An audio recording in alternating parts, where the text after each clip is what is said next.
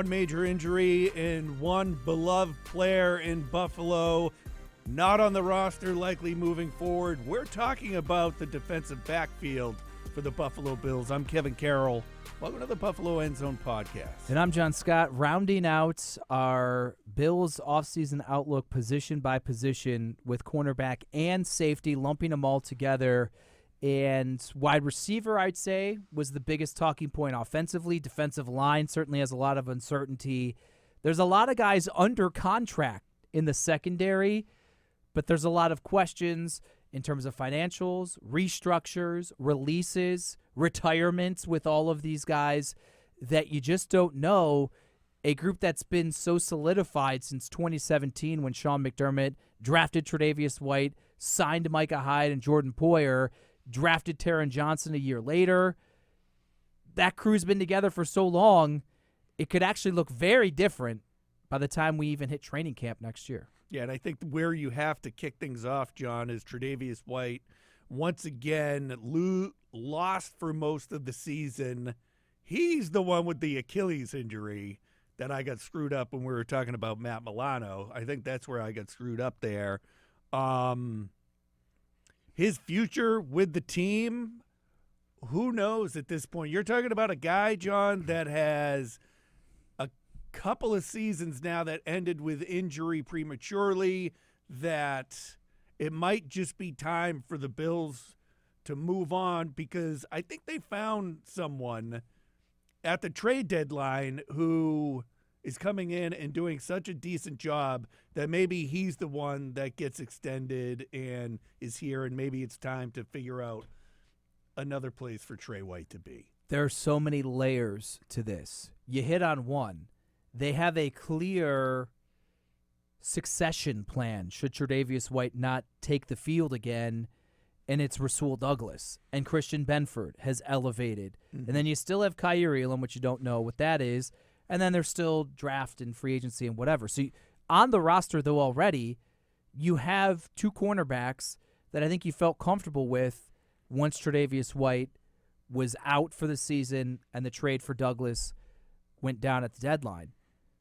Then there is the financial element of this, where the team, it's a dead cap of over $10 million, but they save over $6 million and get out of a contract that has 2 years remaining on 2024 and 2025.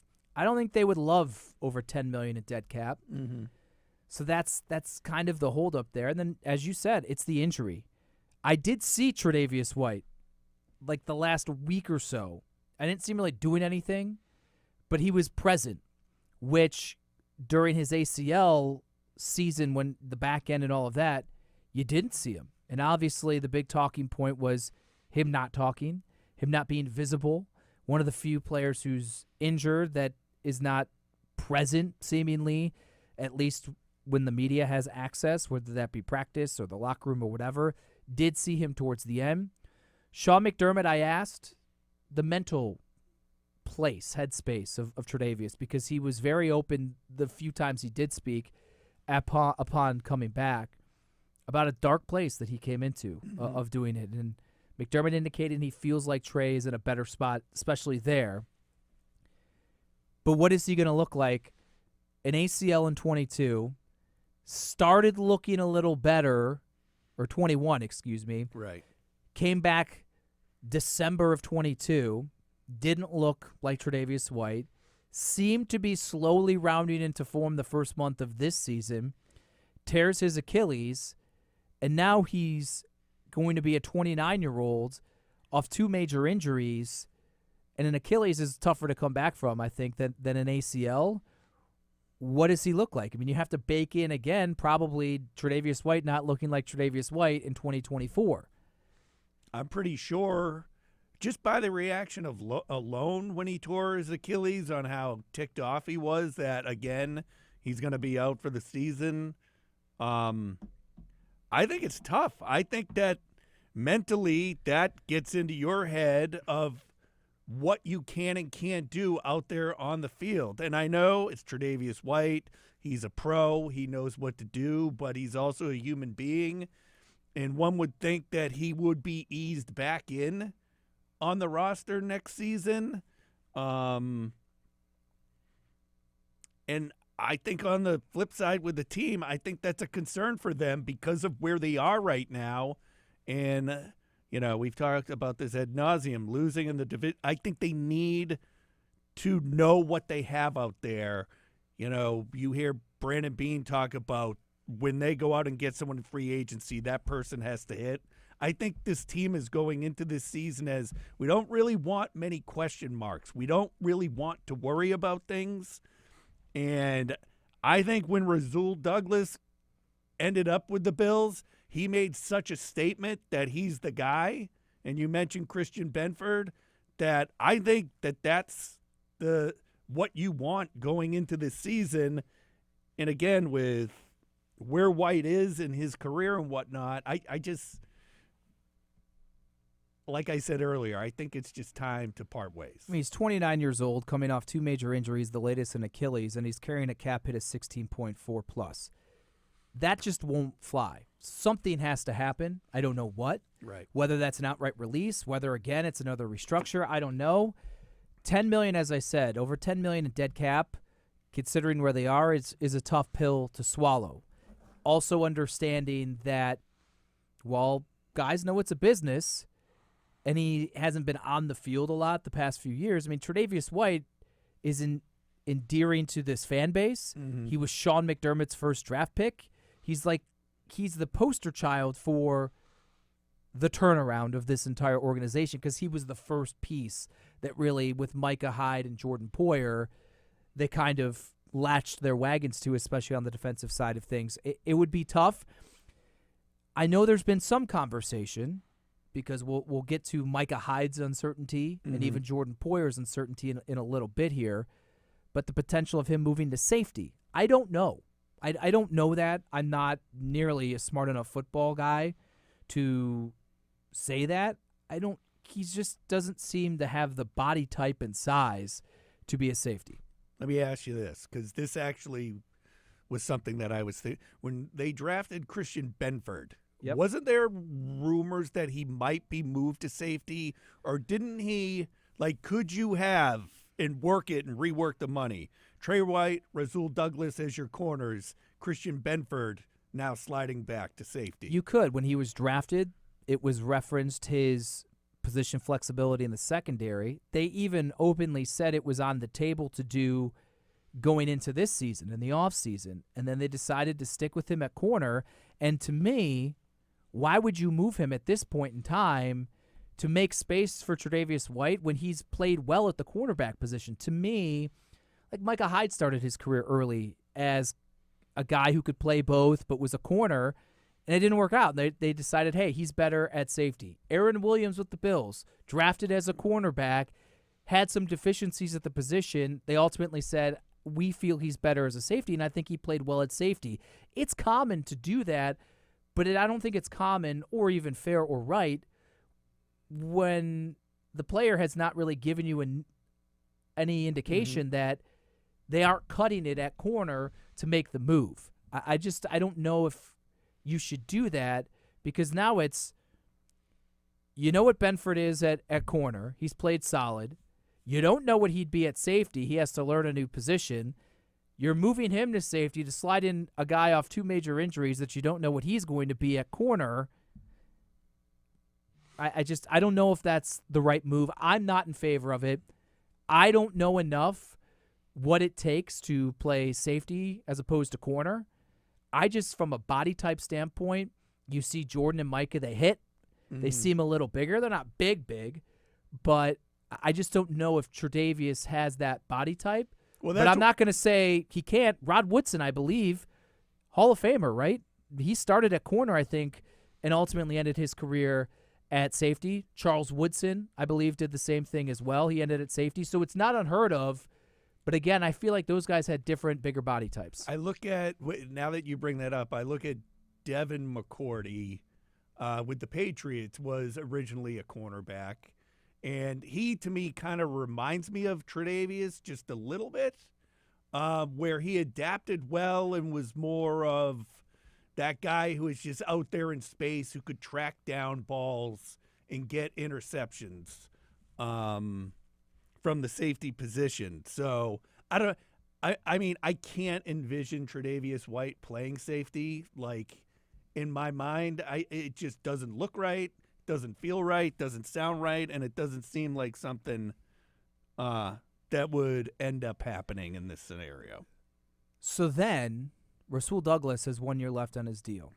Regardless of what they do with Tre'Davious White, based upon what you saw from Rasul Douglas, and he's carrying a $9 million cap hit, do you think they should, not only for economic reasons, but for football reasons, work an extension with him this offseason and get him under contract? Yeah, 100%.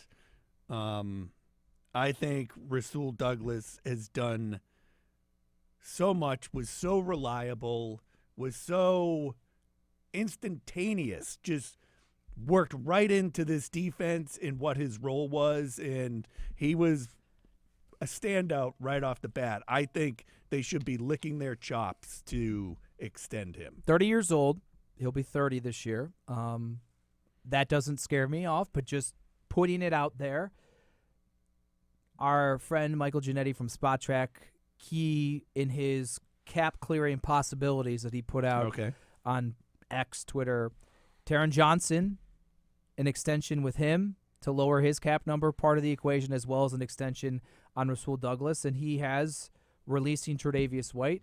He has releasing Siran Neal as well, and then waiving DeMar Hamlin. So as ways in the secondary to kind of find some cap space, that is what they could do. And so there. I guess the only other question at corner I would have is, do you anticipate a move of Kaiir Elam, or do you think this is more of a let's see how training camp plays out and we see if maybe we're in this position like with Boogie Basham? I was just going to ask you, could Epinesa. Kaiir Elam be this summer's version of Boogie Basham and A.J. Epinesa, one of those guys that keep him around all spring, get him there for camp, and then if it's just not there anymore, then it's time to see what you can get for him? I agree with that. Now, we've heard in the past, whether it's Spencer Brown's back or some other players, where you hear from coaching staff or Brandon Beane or someone say, well, I think this injury maybe played more of a factor in their performance than the player or we let on. And then they're healthy and they look different. Spencer Brown, I think, is the most recent example of that. Kaiir Elam dealt with an injury. He was open about playing through it, maybe to the detriment of him, but for the betterment of the team. Let's see year 3 in the system. So from a processing standpoint, from an evolution from a press man corner to understanding the concepts of a zone scheme, if maybe a healthy version and a more prepared and comfortable with the scheme version of Kaiir Elam, if he can look like a different player than we've seen. He hasn't been awful. He had the interception in the playoff game. He had one a year ago. It's been inconsistencies. And let's just see. You can never have enough depth anywhere, but certainly at the cornerback position. And while you don't want your first-round pick in year 3 as a backup, if that's what it comes down to, that would just be an interesting thing of, let's say he pushes Christian Benford or looks great. Do you keep him thinking maybe more long-term he can be better than Benford or whatever, or if you don't re-sign Rasul Douglas, or do you say, hey, here's a former first-round pick, let's see if we can get like a day 2 pick. Let's see what that is. It's interesting, but nothing until the end of training camp, I don't think, with him. Yeah, he's and who knows how that's panning out. You mentioned moving on from DeMar Hamlin, Taylor Rapp out there as well. I'd like Taylor Rapp as part of that defensive unit. So, I mean, he's out there. Is he worth bringing back in? I know he dealt with injury towards the end of the season, but I like the way that defense looked with the 3 safeties at times, John, like a lot. I think they only did that, though, because of injuries. Matt Milano's good in coverage. Yeah, okay. Terrell Bernard is good in coverage. I think, ideally, you keep both of those guys on the field. It protects you, run, pass, makes your base more strong. And so that's where I think the 3 safety look was a great adjustment, and fine by McDermott to kind of navigate the injuries that he was dealing with.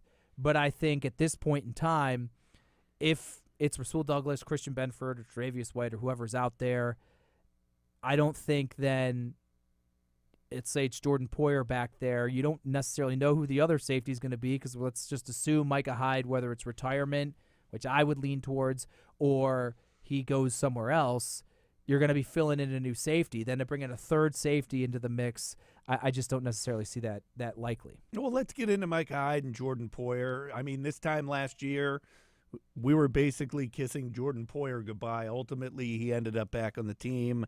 Micah Hyde, I think this one's for real with injuries that he's dealt with, especially neck injury is kind of something you don't want to fool around with.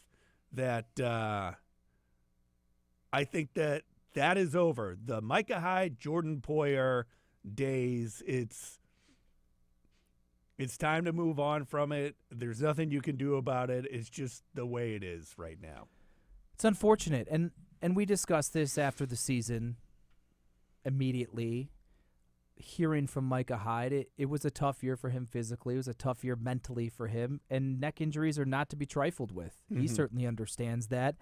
And he's had a great year or career, 11 years in the league. And just hearing him talk, it kind of seemed like a decision hadn't been made fully.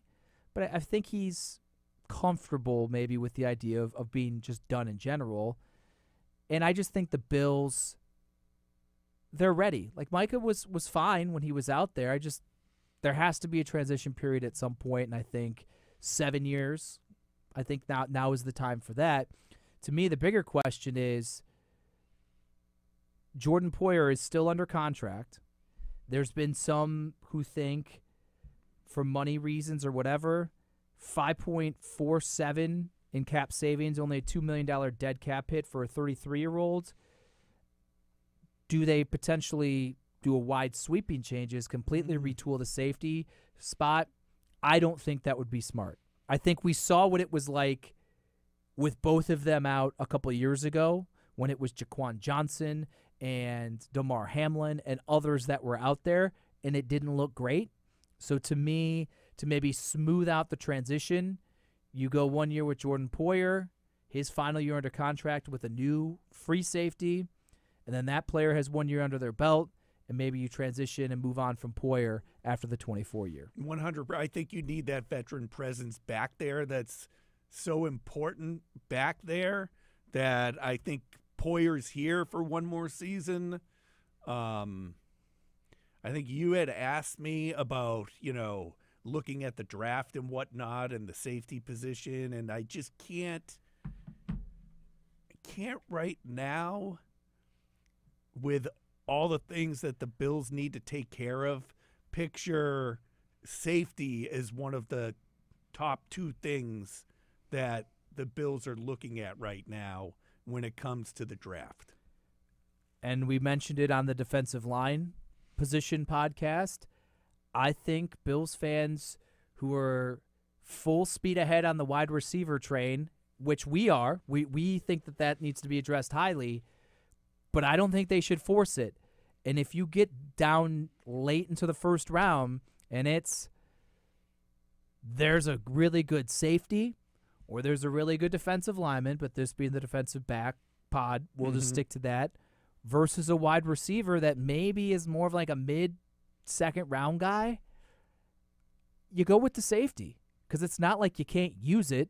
Frankly, even if it was Micah Hyde and Jordan Poyer had 1 more year left, I wouldn't necessarily be opposed to it, and that's where maybe you would find more personnel packages and things like that. But I think safety is in the mix. Should the value be right, as a high, either a first round or a day 2 selection. And I think that would be prudent because I'm looking at the free agent list for safeties, and some of the higher paid ones are 30 plus. I mean, Tashawn Gibson's with the San Francisco 49ers, he's 33. And then you have, Antoine Winfield's not going anywhere. It's pretty slim pickings at the free safety spot. So to me, your best and most likely place to maybe find his replacement is, you'll find some sort of a veteran and then you gotta get one with a decent asset in the draft. I can agree with that. First round safety, that will go over like a ton of bricks with the fan base. That much is for sure. But again, like we've said about all these positions right now with these veteran players who have been around and have been the core of this team forever, you're going to have to eventually replace them. And I think we're really in that window right now with certain positions where if the right guy is there, you got to, if not for this year, but for the future. And we'll just rapid fire here. Dane Jackson, Taylor Rapp, Cam Lewis. They're the other free agents aside from Micah Hyde. Any of those three that you feel should be brought back? I become a big Dane Jackson fan. I would think I would lead to Taylor Rapp over him, though, with where we are with things and needing someone there with Micah Hyde moving on as far as safety goes. That's just Taylor Rapp cheap. I didn't look. No, I'm saying that's what I'm saying. He's someone that they only signed for just under $2 million. I mean, I guess if you could do that again, and it's kind of like this safety net of, all right, Taylor Rapp can maybe play next to Jordan Poyer if we need it, but we'd like to have a young player maybe push over him. Mm-hmm. Dane Jackson's tough because based upon, I like Dane Jackson. I think he's the ideal third corner on your team of, all right, maybe physically doesn't have the ceiling, but he's a solid player that he's not going to just get roasted, and you can trust him to be out there, but in the system. But can you pay him? I think he's shown enough to like a Levi Wallace contract with Pittsburgh or something like that. A couple million. You can't pay a couple million for your third or fourth corner. And if you've invested in Kyer Elam, Dane Jackson, I mean, now you're burying Elam or overpaying for a fourth corner. I just don't think that there's room for him, and there just may be opportunities for him elsewhere. And then I kind of brushed through it, but to round out safety, Damar Hamlin. Obviously, we understand everything this last year has been about with him and things like that, but he played 3 games. He did not play much at all this season. That's where it ends and begins with me. And with the injuries that they did deal with, it's almost like, all right, if Damar Hamlin can't push through then, still even as a young player, I think now maybe a full year removed from what happened to him, I'm not saying they kept him strictly because of what happened to him, but I think now makes it maybe easier to look at things solely through the lens of football. Mm-hmm. And if they either need to find space for a roster spot or money or whatever, I think it's a lot more easy for them to just make a business decision. And I don't know if that has to be now or come camp cuts, but he'd really have to, I think, shine if he gets the opportunity in training camp to make this team. Training camp and preseason games, I think he'd need to step it up another level. I just don't see him on this Bills roster come the beginning of next season. And I mean, it's simple. It's what you said. It's other things, but again, you can't making light might be the wrong word, but with all that happened to Damar, it really wouldn't have been. Now it's different. Now he's had a training camp. He's been there for an entire season, although, like you said, only played in 3 games.